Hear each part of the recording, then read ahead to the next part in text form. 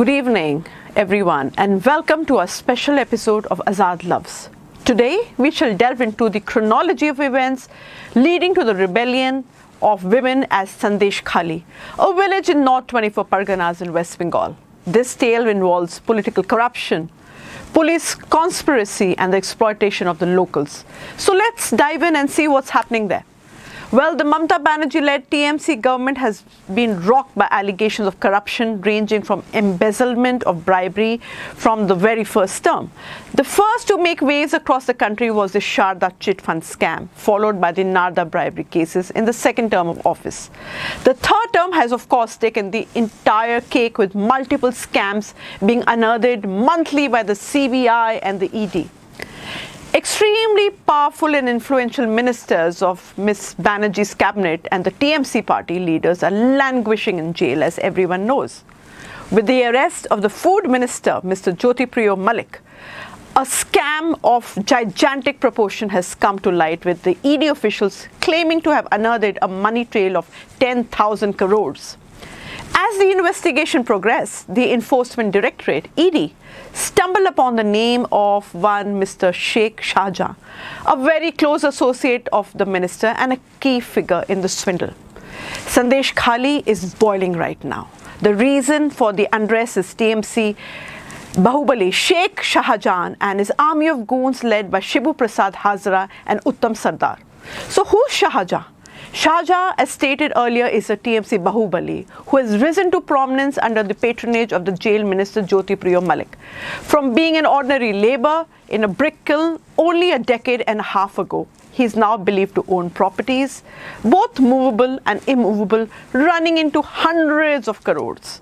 This phenomenal rise in his prospects happened after he switched his loyalty from CPIM to TMC around 2009-2010.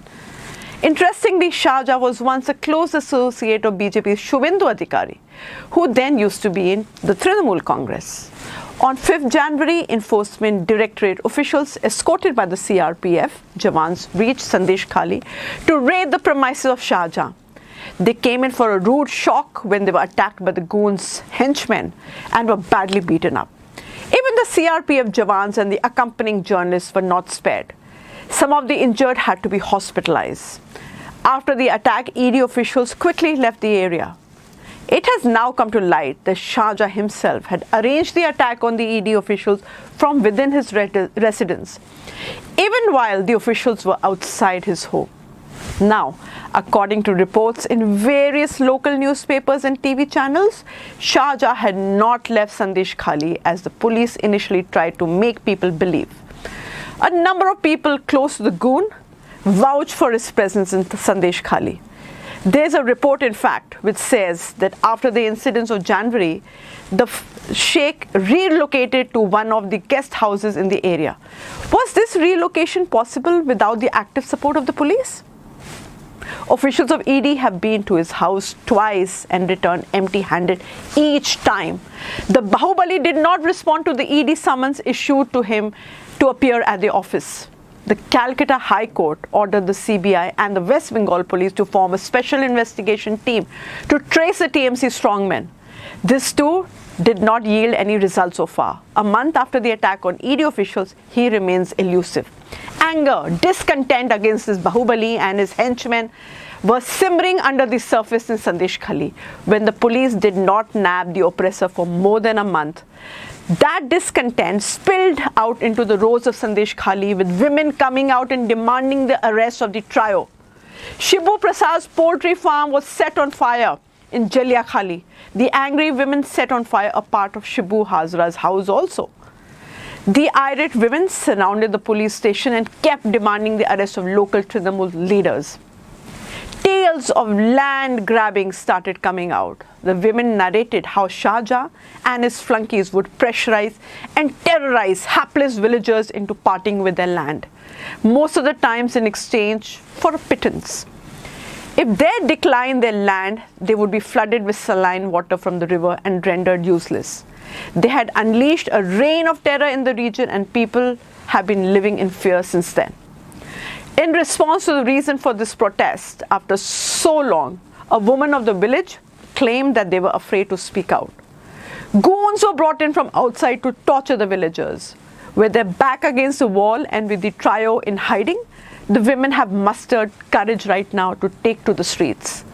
Shah Jahan's words were the law in Sandeshkhali. If anyone approached the police to file a complaint or seek help, they were asked to meet the perpetrator. With each passing day, horrific tales would send shivers down the spine to everyone in the village. The women have now finally gathered the courage to spill the beans on the physical and psychological torture and harassment that they've been subjected to for years. The trio would send their flunkies to the houses of the villagers to identify young, pretty women and ask them to come to their homes, offices in the middle of the night. All women had to give their mobile numbers to these gangsters. If the women declined to go, their husbands would be beaten up. Often their means of livelihood would be snatched away. This is the torrid state of affairs in Sandeshkhali. In response to this crisis, the CPIM, led by the former MLA, expanded its presence in the region, organizing protest marches and mass campaigns demanding justice. With the mobster trio remaining out of bounds of the police and the latter unable to quell the unrest, they arrested ex-MLA of Sandeshkhali, the state committee member of CPIM West Bengal and all India leader of AIAWE, Comrade Niraput Sardar, on flimsy charges. The administration has now imposed Article 144 in the area and suspended internet connection. To show solidarity with the agitating women and to protest against his unlawful arrest of Comrade Sardar, the State Secretary of CPIM West Bengal, Comrade Mohammad Salim, visited Sandeshkhali on Sunday. The leaders of the students, youth and women wings of the party also visited the area. Citing the imposition of Article 144, the left activists were prevented from visiting the village and speaking with the women agitators. CPIM resolves to stand by the villagers of Sandeshkhali and to ensure that they get justice for all the heinous crimes that have been committed